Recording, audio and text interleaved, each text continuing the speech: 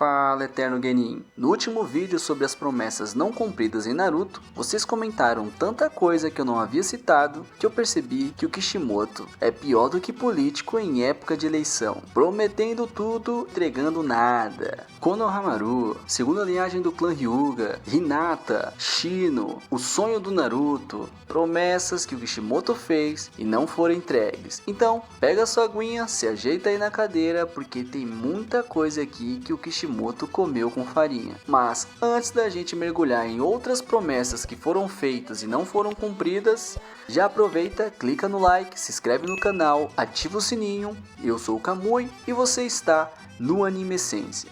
Primeiro, vamos começar com o básico, o feijão com arroz. O sonho do Naruto de virar Hokage. Ah, Kamui, mas ele virou Hokage sim. Calma, meu pequeno gafanhoto, respira.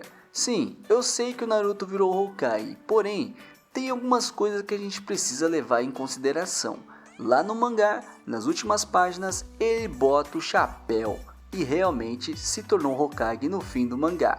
Mas vamos ser honestos aqui, 95% da galera só viu o anime, e para essa multidão, essa promessa nunca se cumpriu. O final do anime não é o Naruto virando o chefão do morro, e sim ele se casando com a Hinata. Pô, isso é da hora, ele arrumou uma cremosa, final feliz, mas e o título de Hokage? E o sonho que ele berrou por 700 episódios? Se você quiser ver o Naruto se tornando Hokage, tu tem que se aventurar numa sequência chamada Boruto, e eu não aconselho esse tipo de droga pesada. E sinceramente nem lá você vê isso direito, porque você vai ver um certo período do Naruto atuando como Hokage, mas a cerimônia oficial acontece em uma ova, que é basicamente um especialzinho onde o Naruto leva um supapo da Himawari e desmaia.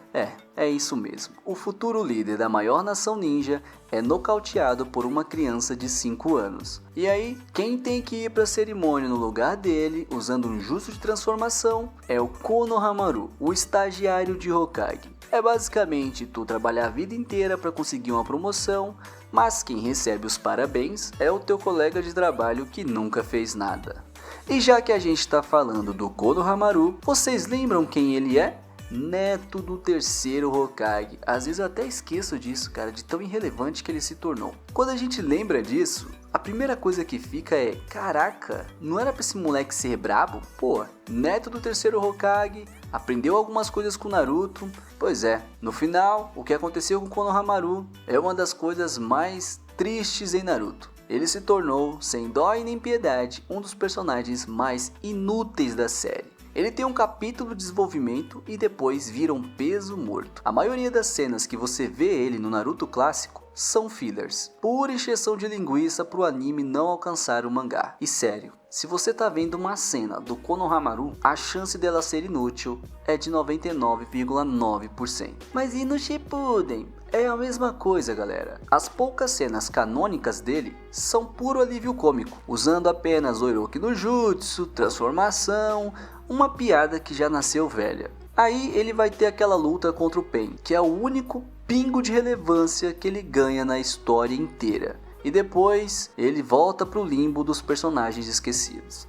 O segundo capítulo da história de Naruto, ou seja, o segundo mangá, não tem o nome do Sasuke, não tem o nome da Sakura, não tem o nome do Kakashi. Ele tem o nome do Konohamaru. Kishimoto prometeu uma relevância bem grande e no final não entregou nada. E aqui ficam alguns questionamentos. Por que ele não consegue invocar o Ema? Por que ele não tem outros jutsus que vinham ali de dentro do clã Sarutobi? Uma vez que a gente sabe que o terceiro Hokage era conhecido como o professor, bem, eu acredito que ele deveria ter preparado alguma coisa para que a linhagem dele continuasse sendo forte. Mas, no final, Konohamaru só se tornou cópia barata e muito mal feita do Naruto. Você lembra lá no exame Chunin, quando explicaram os pontos de chakra e o Byakugan? Falaram que os Hyugas podiam não apenas bloquear o fluxo de chakra do inimigo, mas também podiam dar um buster, ou seja, um tipo de turbo na rede de chakra. A ideia era genial. Imagina o Neji dando um upgrade no Rasengan do Naruto, a Hinata virando uma usina de força elétrica, só que de chakra. Bem, seria muito louco de ver. Porém, essa ideia foi mencionada uma vez e depois, plift ploft pliu, essa ideia sumiu. E falando em Hyuga, você sabe qual é a maior piada que o Kishimoto já contou? A morte do Neji. Vocês lembram do arco do Neji no clássico? O cara era o revoltado do rolê. A filosofia dele era: o destino é uma merda, eu nasci na família secundária para servir a galera da elite e vou morrer assim. Eu sou um pássaro preso na gaiola. Aí vem o Naruto, com o famoso discurso no jutsu, dá um sacode de realidade no Neji e o moleque vira a chave. Começa a se parecer um símbolo de superação. O cara que ia mandar o destino plantar batatas e escrever sua própria história. Mas como é que termina essa bela história de superação? Com o Neji pulando na frente de uma lasca de madeira para salvar a Hinata, a herdeira da família principal. Ou seja, ele morre cumprindo exatamente o destino de um membro da casa secundária que se sacrifica para proteger a casa principal. Aquilo que ele passou a vida inteira odiando e lutando contra. É o cúmulo da ironia. O roteiro olhou para a cara do Neji e falou: achou que ia escapar, né? Achou errado, seu otário. E o pior, depois que ele morre, essa história de clã principal e secundário simplesmente some. Ninguém mais toca no assunto. É como um elefante no meio da sala que ninguém quer falar sobre. O Neji morreu e levou todo o plot inteiro junto com ele. E para fechar o tópico dos Hyuga, vamos falar da Hinata? A premissa dela era muito boa. A herdeira tímida, a princesa do Byakugan que precisava acreditar em si mesma. O problema é que a personalidade inteira dela foi reduzida a 2 palavras. Naruto-kun. Lá ele.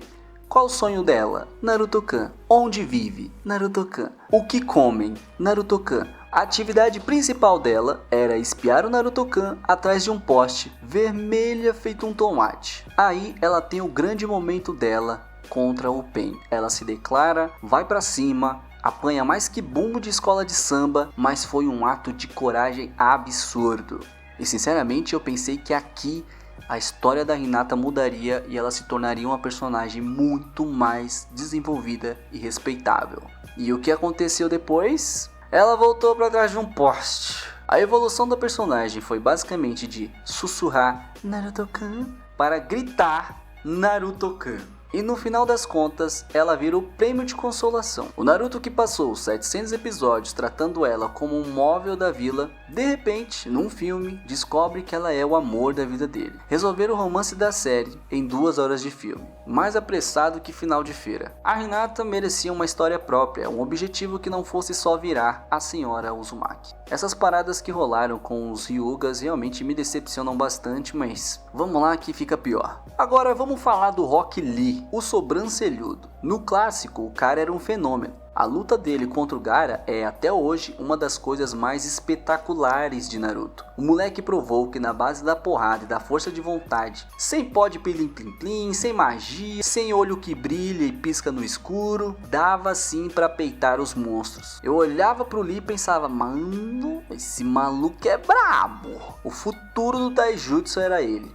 Ele era basicamente a personificação do trabalho duro vencendo o talento nato. Aí chega o Shippuden e o que acontece com o nosso Rock Balboa de Konoha? Se torna um figurante de luxo.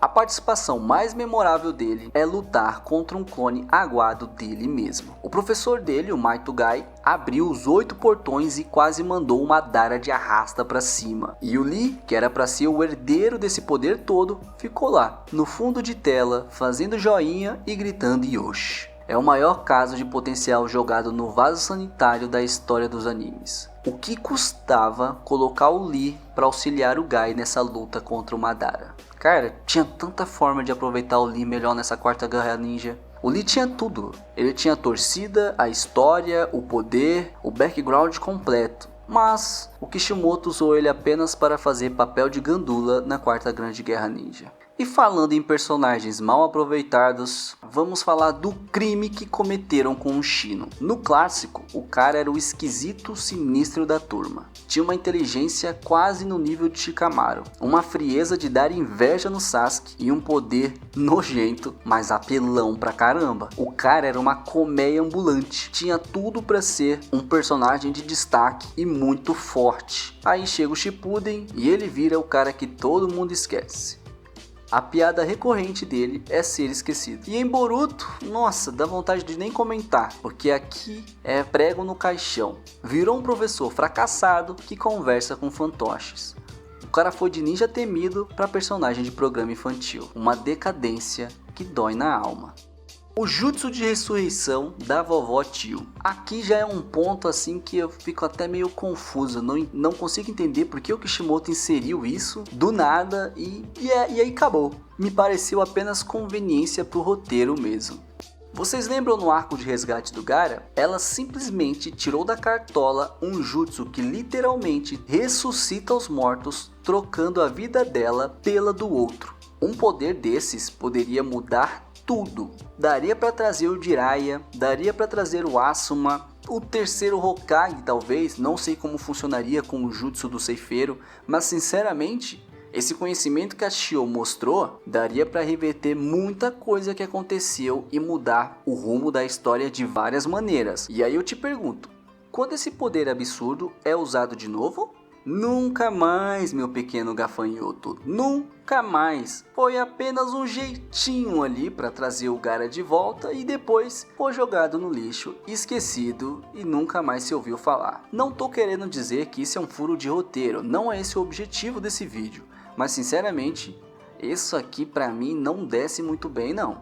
Se tem uma coisa que me deixa maluco é por que o Kishimoto não aproveitou melhor a captura dos Jinchuriki. Quando a gente para analisar, do 2 ao 7 caudas, a gente não tem quase nenhuma informação decente. A Akatsuki passou a série inteira caçando os caras, a gente achou que ia ter um desenvolvimento para cada um e que nada, a maioria a gente mal conhece, foram capturados fora de tela como se não fossem nada, viraram apenas figurante de luxo que apareceram no final para dar um tchauzinho pro Naruto. Na mente dele, faltou dar uma atenção para esses caras. Já imaginou um arco inteiro só mostrando as lutas contra os Jinchuriki, como eles foram capturados, a história de cada um? Pô, isso ia ser muito louco, cara. Eu sinceramente senti falta disso, porque se você viu a história do Gaara, do Killer Bee e do Naruto, te emocionou de alguma forma, eu tenho certeza. Então por que não explorar mais isso, mostrando os outros Jinchuriki e as suas bijus? Acho que aqui o Kishimoto deixou passar uma ótima oportunidade de trabalhar personagens. E a mesma coisa vale para clãs e nações menores. A gente conhece os clãs de Konoha de cabo a rabo, mas e os clãs da areia, da névoa, da pedra? Alguém sabe? Difícil, né? E as vilas pequenas, tipo a da Cachoeira, que inclusive ganhou uma biju do Hashirama? Bem, foram todas ignoradas, com exceção da Vila da Chuva, porque inseriu ali a Akatsuki, né? O Nagato, Yahiko e Kona. Então foi abordada um pouco melhor que as demais. E sinceramente nem me fala da Vila do Som, que até hoje ninguém sabe o que diabo é aquilo. É um país, é um avião, é um pássaro, é um laboratório do Orochimaru, de onde ele tirou tanto ninja? É um mistério que ficou aí sem resposta. E para fechar com chave de ouro essa nossa lista, a maior enganação de todas aconteceu lá na Guerra Ninja. O Hashirama, o deus Shinobi, estava preso e disse pro Sasuke: Chega aí, chega aí, chega aí. Eu vou te dar um jutsu aqui pra tu peitar o Madara. Maluco, o hype foi lá na lua. Na hora eu já pensei, putz grilo, o que ele vai ensinar pro Sasuke, velho? Eita pega, agora o Madara vai peidar na farofa, não tem como. E o que o Sasuke faz com esse poder que o Hashirama entregou pra ele? Corre em linha reta na direção do Madara, toma uma espadada no peito, enfim. Que jutsu foi esse, meu Deus do céu?